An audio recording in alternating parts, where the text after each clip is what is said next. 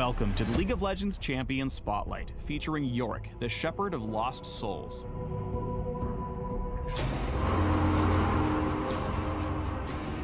By Shadow Isle standards, Yorick's a pretty good guy. The former monk just wants to free the souls who have spent a millennium trapped in the black mists of the Isles, and he's willing to do some bad things to carry out his holy mission.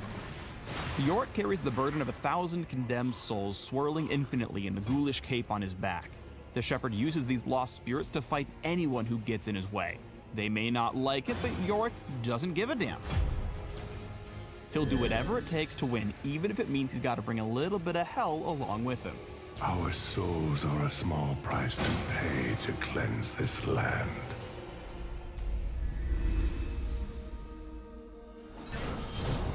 Yorick's passive is Shepherd of Souls. Whenever an enemy minion or neutral monster dies near Yorick, they'll occasionally leave behind a grave.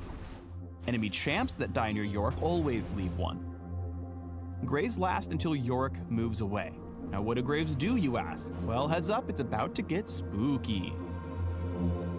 Yorick's Q gives him access to two separate abilities, Last Rites and Awakening. Last Rites empowers the Shepherd's next basic attack, causing it to deal bonus damage and restore a little health. If Yorick is below half health, the healing effect is double. If Last Rites kills any target, a grave is created. If there are at least 3 graves nearby and Last Rites is on cooldown, Yorick can cast Awakening to raise Mistwalkers from the nearby graves. Mistwalkers basically act like nasty little minions, although you can only have up to 4 of them at once in your undead entourage, and they die if they roam too far from Yorick. Also, none of the graves can have a cigar. If Yorick wants to win early trades in lane, he's gotta wait until he's planted a proper cemetery before going in. Here, Aurelia screws up by hanging too close to Yorick's graves. When the Mistwalkers rise, Yorick follows them in to deal additional damage and recover some lost health, earning an easy advantage. Yorick's W is Dark Procession. The Shepherd yanks a bundle of corpses straight from the earth, forming a wall of rotting flesh that encircles a target area. The wall decomposes on its own after a few seconds, but can also be destroyed by enemy base attacks, whether they're trapped or not. Yorick and his allies can freely pass through the Dark Procession.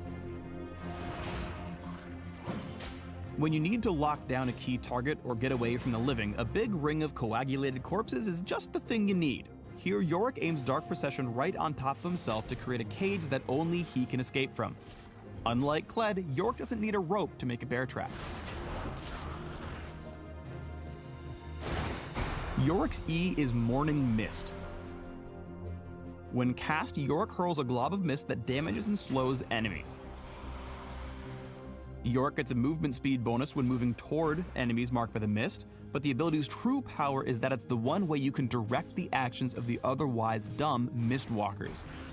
Your walkers gain movement speed and leap toward mist-soaked targets, harassing them until their bloody end. When you need to stick to a target, a little dab of mist can help clog up your lane opponent's wheels. The Blood Mage almost made it out of this trade, but the mist helped the Shepherd take Vlad's health bar down to the red, where it belongs.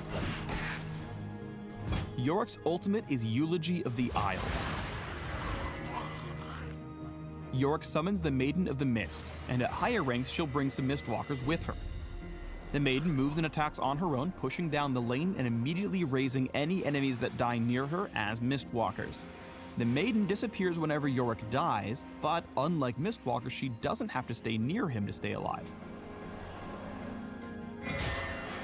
When Yorick attacks the Maiden's target, he'll deal bonus magic damage based on the enemy's maximum health.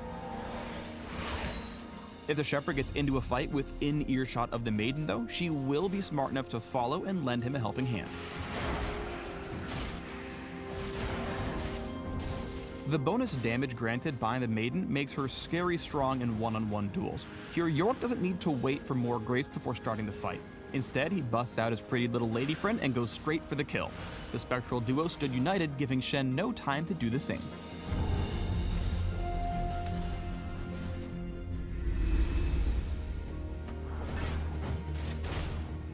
When Yorick goes in for a trade, it's best if he brings a swarm with him. Here, Yorick waits until he has a maximum 4 graves up, then unleashes a dark procession and awakens his ghoul army the moment Gangplank steps up for some minions. With the Saltwater Scourge trapped in the fight, Yorick sicks his undead buddies on him using a well-aimed spray of Morning Mist. When laning, Yorick has very specific windows of opportunity to make strong trades, and misusing that opportunity can leave him very vulnerable. The mean old monk is in position for a strong play here, but he missed his E, causing his walkers to ignore the Grand Duelist. Fiora wisely takes this opportunity to pick off the Mistwalkers, leaving Yorick's schedule wide open for a fencing lesson. You know what they say, good fencing makes good neighbors.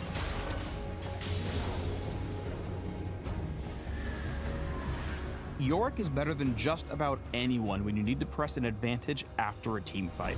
Here, Yorick saves his ultimate until after his team's cleared out the bad guys, then summons the Maiden so her army can tank the first 4 turret shots. Thanks to the Maiden's passive, the defending wave of enemy minions winds up transforming into Yorick's minion wave. With a whole new wave of tower tanking ghoulies at their side, the Shepherd's team blows through the inhibitor.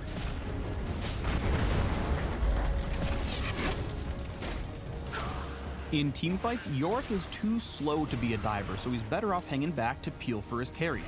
Here, Yorick wisely retreats to deal with the cold-hearted ladies who have flanked in behind him. He turns to help out his backline, quickly delivering Fiora her last rites. As soon as Dark Procession comes off cooldown, Yorick uses it to lock down the overfed Ashe, who quickly eats a face full of boomerang blades. Should've ducked. Yorick doesn't actually have to stay in a lane in order to split push it. Here, Yorick sees folks moving toward Baron, so he drops Big Mama Maiden in bot lane and sends her on her merry way. She refreshes her army of Mistwalk and Amigos every time the squad slays an enemy minion, so soon she has a nasty pile of friends heading straight for the bot lane inhibitor. But meanwhile, Yorick is present and ready for a pool party in the topside river. This forces the other team to either give up Baron entirely or hope they can win the teamfight before the Maiden takes everything in the bot lane.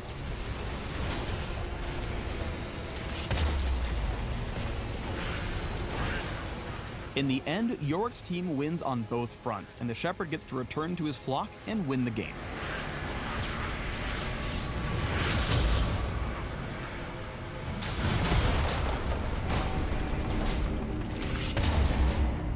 Thanks for tuning in to the Yorick Champion Spotlight.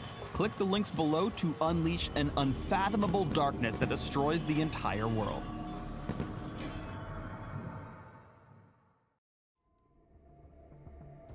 Legends aren't born.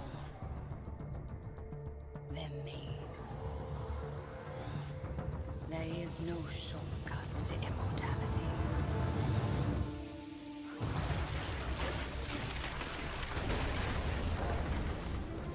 Legends earn their place